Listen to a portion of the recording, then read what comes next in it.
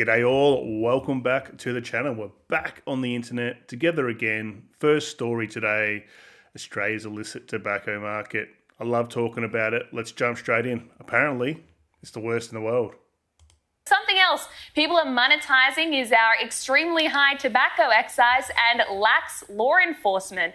The head of British American Tobacco has come out in a rare intervention slamming Australia, saying our illegal tobacco market is the worst in the world. He said, Let's just have a listen to that. It's worse in the world. You've got neighbour tobacco companies coming out and carrying on about it. Now, it's my understanding, after doing a little bit of research, it's 80%. 80% of all cigarettes sold in Australia are from the illicit tobacco trade. So it's just not people who are dodgy wanting to buy cheap smokes. It's the majority of the population are out there doing it. Why is that? The government's just made them too expensive, too much tax. People have had enough of it and people aren't caring. They're not like, oh, you know what? I'm doing the wrong thing. I can't be seen to be doing the wrong thing. It's, I don't care. I'm either going to spend $10 or $15 on a packet of smokes from the local shop, or I'm going to go over to Woolworths and it's going to be $45 or $50. Do the maths there. The maths is doing the talking at the moment. Worst in the world, it says gangs control Australia's tobacco market, says Global Boss. The government's the big gang here. Think about what they're doing. They are extorting money out of addicts. So now another source has come in. They've seen a massive opportunity and blown up the over-the-counter trade at legitimate outlets. I think it's fantastic. To my understanding, it's around 70% of the cost of a packet of cigarettes is government tax. What do they always say? It's something along the lines of they've done this to stop people from smoking or to tax people enough money so that when they do become older, if they're a lifetime smoker, that when they go to the hospital, when they have more hospital visits than the average person, it's covered. Now, they're at the absolute peak. The government raised around $16 billion from tax on cigarettes. Do you think they spent $16 billion on health services in that particular year? I highly doubt so. Said he thinks 65% of all cigarettes and 80% of nicotine are illegal. And this is what he said. I was pretty shocked. It's the worst I've seen. I've not seen or heard of firebombings, retribution, or gang warfare on this level before in any market.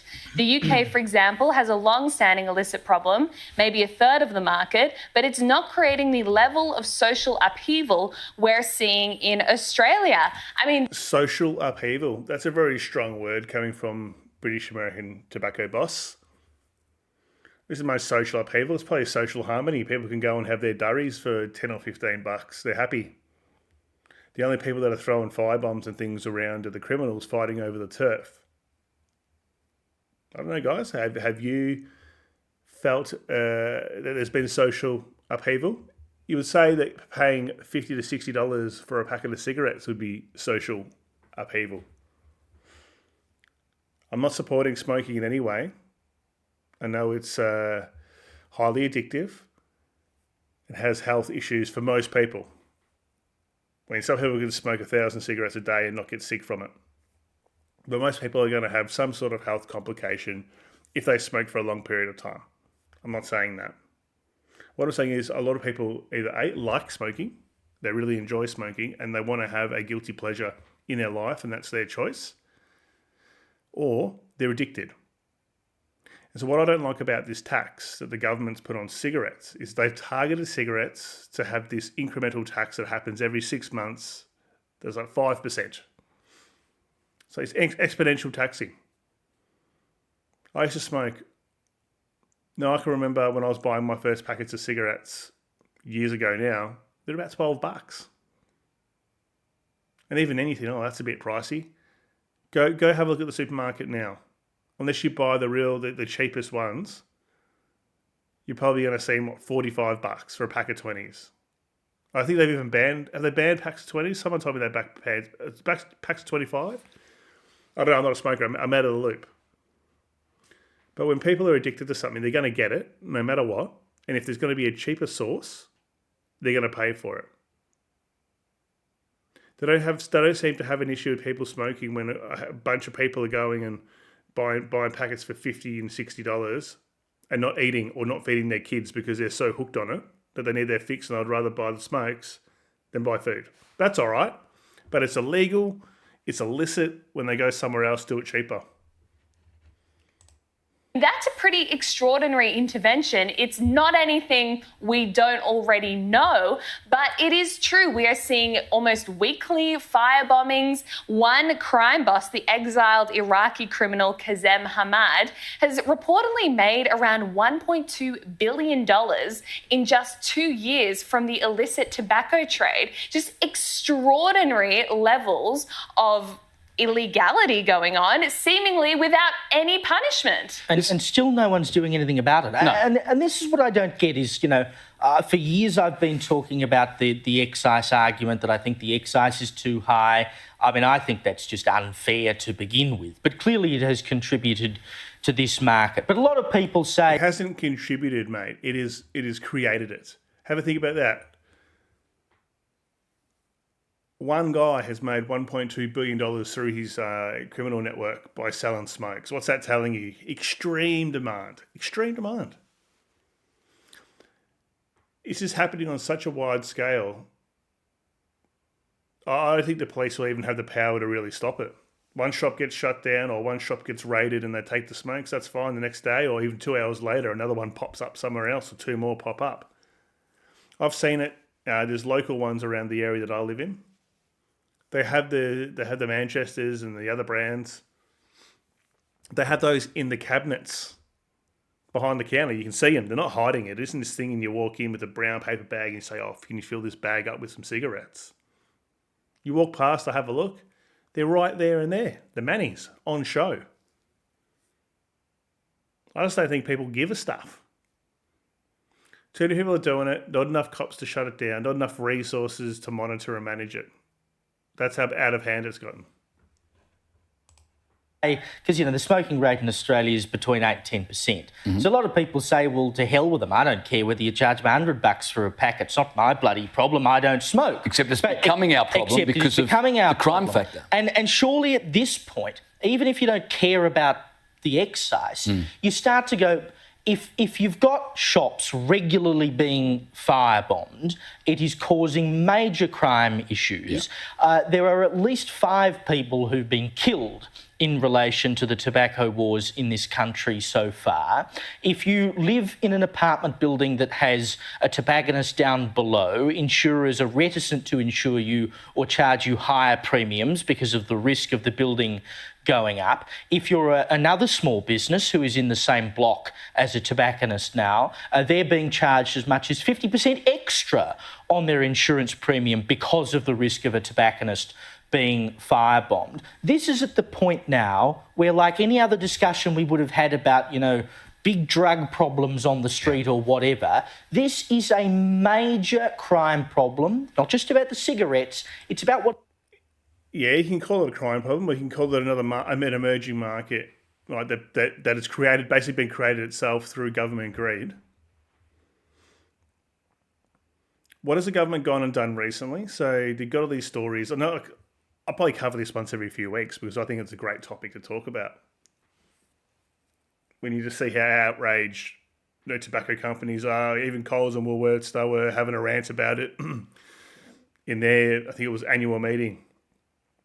A general meeting to investors saying that the illicit cigarette trade has been eating their margins on cigarettes. Have a think about it. The government, what are they going to do? We've got this huge problem. Huge problem. It's not getting any worse. It's going to get worse. They go and raise the tax. Only just very recently, maybe a couple of months ago, they put them up another $3 or 5% a packet. Oh, yeah, let's just sit in this office. Oh, guys, what can we do? We've got this illicit tobacco market. We need to put a stop to it. How do we do that? you know what? Let's put the tax up. Oh, good idea. Let's go get a beer. Job done. Are out. So they're losing. So they said what 65% of people are buying these, I guess, call them under-the-counter cigarettes, and 80% of nicotine is being bought in black market.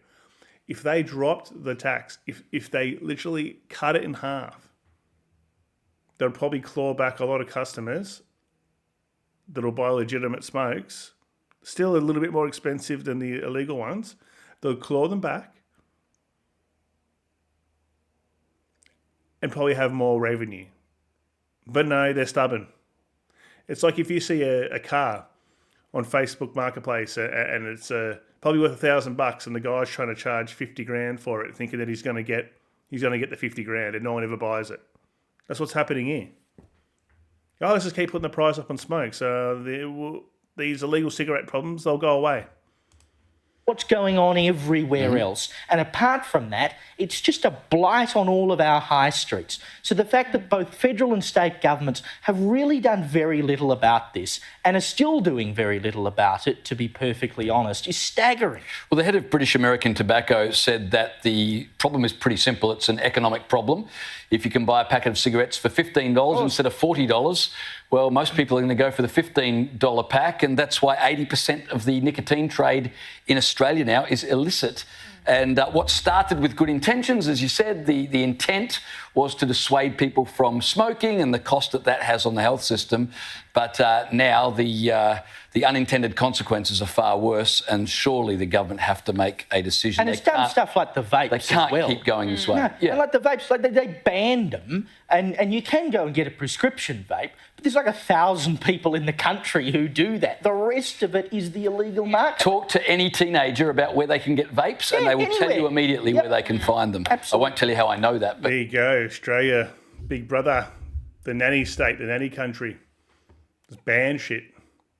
Doesn't work, does it? People are going to get it. If people are hooked on something or people want it and they enjoy it, they're going to get it. Look what happened with the alcohol prohibition in the 1920s, I believe, in the US.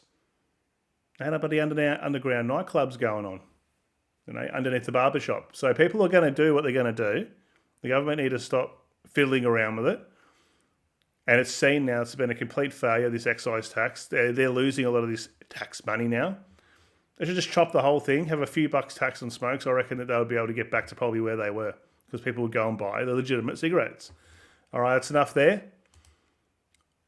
All right, guys, halfway here, probably on this rant here this morning. So if you want to support the channel, consider subscribing, like, comment, and sharing. Appreciate it. So we're going to talk about this next story. I can't understand how this is not illegal. It's people wearing face coverings, bandanas, ski masks, balaclavas, whatever you want to call them, over their face, in public, in general, let alone at protests where they're creating problems. You would think if you're walking around with a ski mask on, you're breaking some sort of law. Hiding behind scarves and masks, police are still hunting dozens of protesters who pelted them with rocks last Sunday. They're going to be started on these anti-bloody racist fuckwits, because that's what they are. Tipping one top cop over the edge, but not so for the Premier, today rejecting a push by the opposition to immediately ban face coverings at protests, despite promising similar legislation almost a year ago. Well, time is really ticking. The same Labor government that could lock a whole state down in a matter of hours has not been able to introduce a bill to protect police. The Coalition has proposed a bill to make wearing a face covering punishable by up to 3... I love that. That never gets old to me, just seeing one of these cockheads just cop a full spray of capsicum spray direct to the eyeballs. Cop that. months in jail, with exceptions for religious reasons. A tricky area to police, which the government admits is one of the reasons for the delay. For example, if you wanted to wear a mask to protect your health, but also to protect their identity because they are a victim of family violence. The bill also includes a protest permit system, but today the opposition offered to separate the two proposals in a bid to push through the mask ban. Have a look at that. So they had a burning effigy of police. Yeah, peaceful protesting. Peaceful protesting. It's people just sharing their opinions and their outrage about things that are happening around the world. Yeah, okay, let's burn Australia police effigies. Let's throw rocks at cops. Let's start punch-ons with the public. Let's just assault people. Who are the nutjobs? Who are the fascists, eh? If you're turning up to cause trouble, you're covering your face because you're a gutless coward. Yep. I think it's time to expose those individuals. The government insists the coalition's bill is contrary to the advice of Victoria Police. It's repeatedly said it'll introduce its own legislation before the end of the year. It's not just face masks that are an issue here. Bethan Yeoman, 7 News. We are live across... Now, the economy not looking great. Inflation's ticking back up. That's the next story today. And what are the main culprits are going to be? I'm pretty sure it's electricity. Good old net zero. That's already starting to bear fruit, isn't it? I wanted to go live now to Ed Boyd. We are waiting for these September quarter inflation figures to be released momentarily by the Bureau of Statistics. Ed, our business reporter, joins me now. Ed, headline inflation expected to increase to 3% during the quarter. Yeah, that's the expectation from economist Trudy. We're going to get the numbers in about 15 or 20 seconds. But what is inflation? It is basically price increases, how much things have gone up in cost over the September quarter, which are the numbers we'll get today, and at an annualised rate from September 30 last year until September 30 this year. The figures have just come through from the Bureau of Stats. We can see at an annual rate, inflation has gone from has gone up to 3.2% at headline number. So that is slightly stronger than expected. Over the 3 months, inflation increased by 1.3% at a headline rate, bringing the annual increase, yes, to 3.2%. So inflation slightly more than what the market was anticipating. So it went from 3.2 from 2.1. There you go. All right, I think we can all say goodbye to rate cuts. It's looking like if this keeps going, you're probably going to have a rate increase. Joint's cooked. I think people just can't be... People don't care anymore, I think there's a lot of people out there of all ages. I would say more specifically maybe young people who have just gone, you know what, can't buy a house. Never going to happen. So I'm just going to go and live life, have lifestyle. Go out, party, go out eating, buying clothes, buying whatever you want. Because I'm going to grind for 10 or 15 years and the market's going to move away from me. I think that's the attitude of a lot of younger people. Now, is it the right attitude? Time will tell. Probably not, but I think they're fed up. And so that's going to drive this up. Then you've also got boomers. You've got boomers out there who may be boomers who have money. I'm not saying all boomers have money, but they're out there and they're out there eating and enjoying life and the fruits of their, I guess, investments in the past while they can. So then you got other people out there who just aren't spending anything because of everything keeps going up. And so the lifestyle of a large majority of the public gets eroded month on month. As I said, go down to Woolworths, go down and take a look at your, I don't know, say, look at 3 things you buy regularly. Just note the prices somewhere in your phone, in your mind, whatever's a reliable source of information storage. You just watch. Every few weeks it goes up. Every few weeks it goes up. 20 cents, 50 cents. They'll put a special half price, but that half price special is now $1 more than what it was the last time it was on half price special. Then after that special, it goes up a permanent jump in price. Gotta love it. The key figure to look at is the trimmed mean, which is the underlying inflation number. The expectation was it was going to come in a bit high at 2.7. It was going to come in at 2.7%. It's actually come in higher than that at 3% for trimmed mean. So these are pretty. They're not the best numbers here, looking at them from a Reserve Bank's perspective. Just going to bring up the latest media release here from the ABS. They say consumer price index was up 1.3% in the September quarter, 3.2% annually. This is the highest quarterly rise since March 2023. The largest contributor to this quarterly movement was electricity costs, which rose by 9%. Remember, we've had a lot of electricity rebates. They are now coming off. So electricity... They're now coming off. And what do you think electricity is going to get cheaper with all this net zero investment going on? into renewable energies and offshore wind farms and solar farms. Think about that. What did the government say? What were they going and saying prior to the election, about 6 months ago when they were doing the election campaign? We're going to bring down energy prices. We're going to make rents more affordable, blah, blah, blah, blah, blah. What's happened? The exact opposite. Electricity has skyrocketed. Think about this. In any job, especially a professional job, if you stuff up so much, you would be reprimanded. You'd probably be sued. Right? Professional indemnity, you'd be sued. These politicians who come out and just say anything, you can go the opposite way, and that's fine. Everyone forgets about it, and they keep their jobs.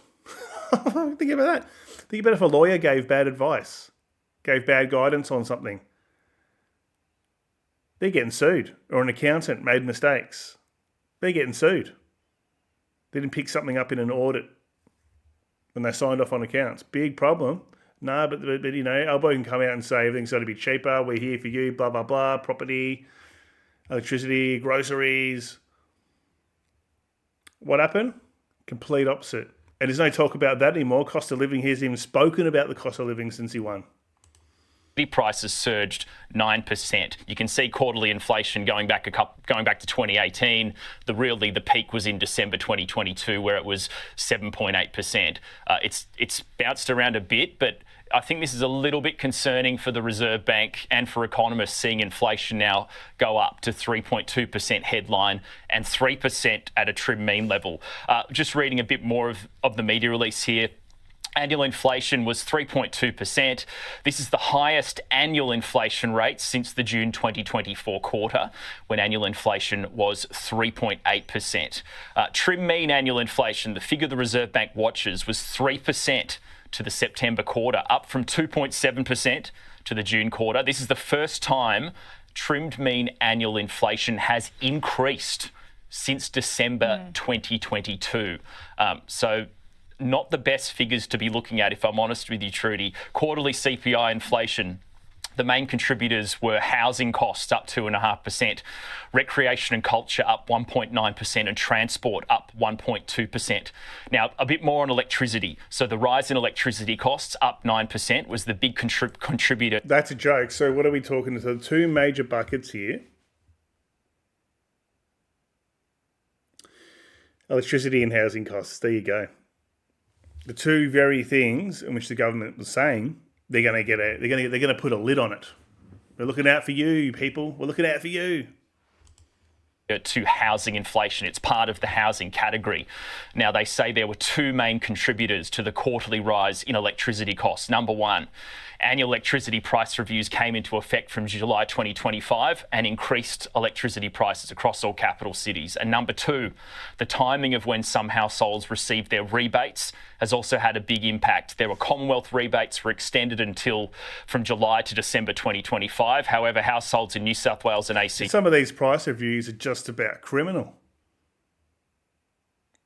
Mine were up around 10 to 20%. Have a think.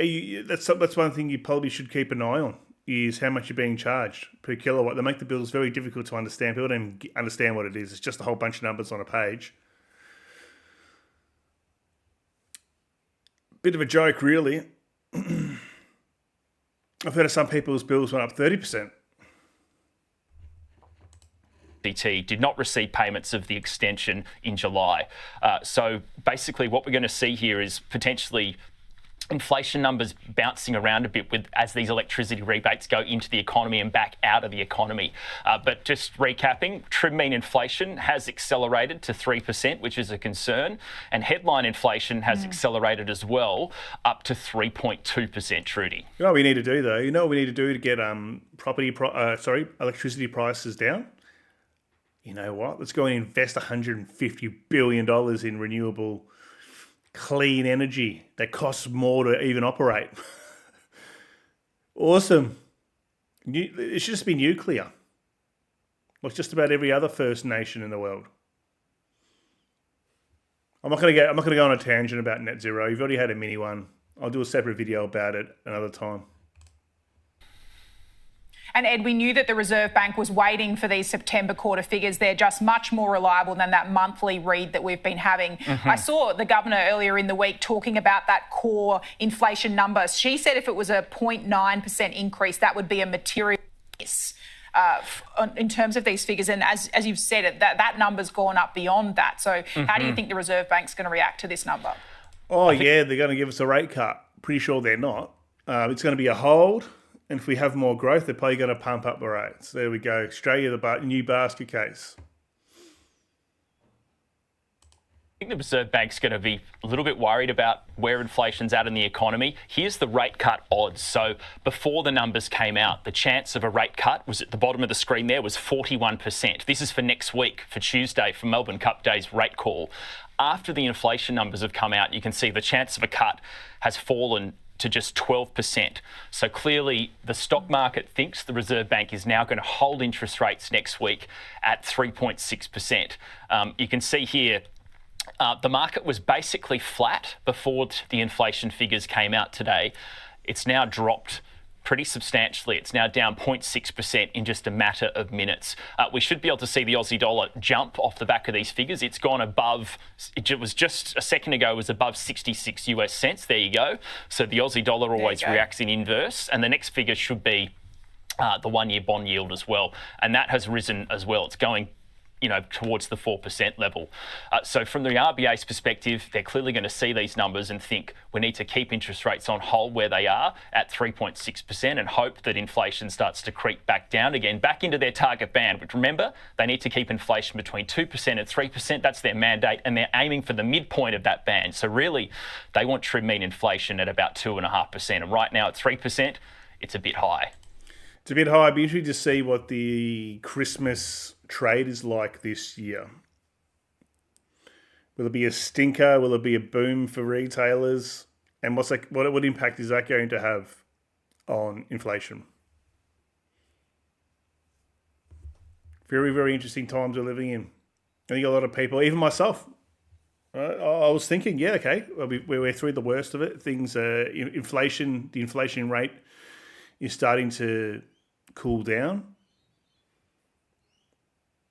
Might get a few more rate cuts, juicy rate cuts for people who have mortgages. I'm sure which are very well welcomed for just about anybody who is paying a mortgage. Not going to happen now, I don't think. I think we're done. I think we're done for a while. I think we are done. I think this could be it. It's my gut feeling now. I've turned bearish. I'm generally pretty bullish on things. I've gone into bear mode here. Gone into bear mode. Guys, let me know, what do you guys think? Rate cuts this year, rate cuts. We've only got a few months to go. I don't think we could really say hand on heart that we're going to get one. And most people are going to say, I'm going to get punters in the comments who are going to say, no, G-Man, we need to put up rates to 15% and crash the housing market and crash the economy. So I guess it's a tale of, everyone's self-interested.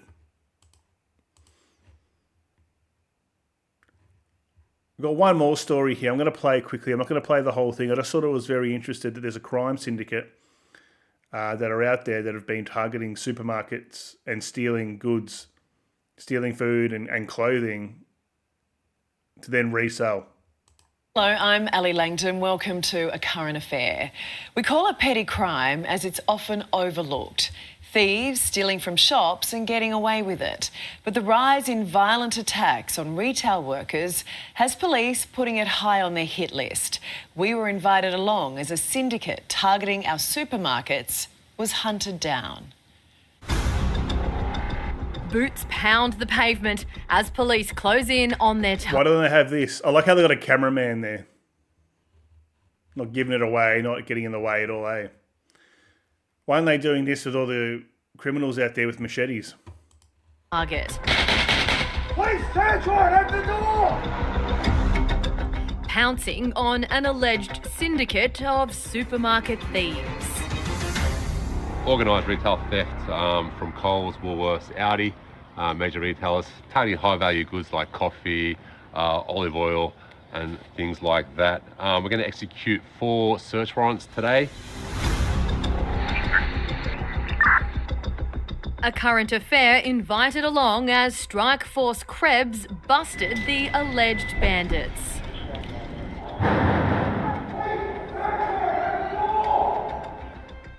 First stop, a Parramatta apartment in Sydney's west, with a treasure trove of goods on the back porch. Hundreds of cooking oil bottles lined up like soldiers, jars of coffee, stacks of energy drinks, all allegedly stolen. Not even trying to hide it.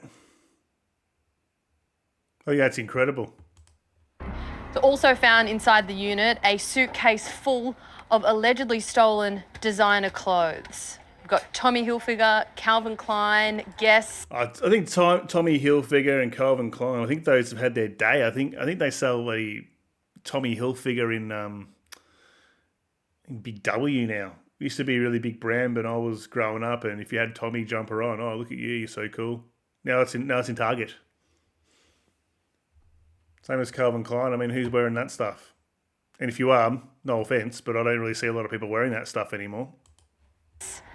All with the tags on, some even with the security tags still attached. Wow. A 47-year-old man taken into custody, believed to be one of the ringleaders responsible for selling the allegedly stolen goods. Those products?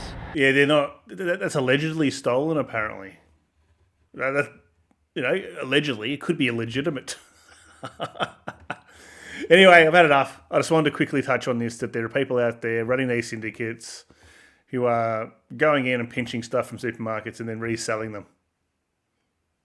There you go. I wasn't aware of that was happening, that they got a little shop, maybe Facebook Marketplace, or maybe a market stall or something like that.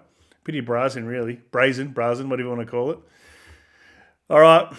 Thanks for watching all. Hope you have a great Friday.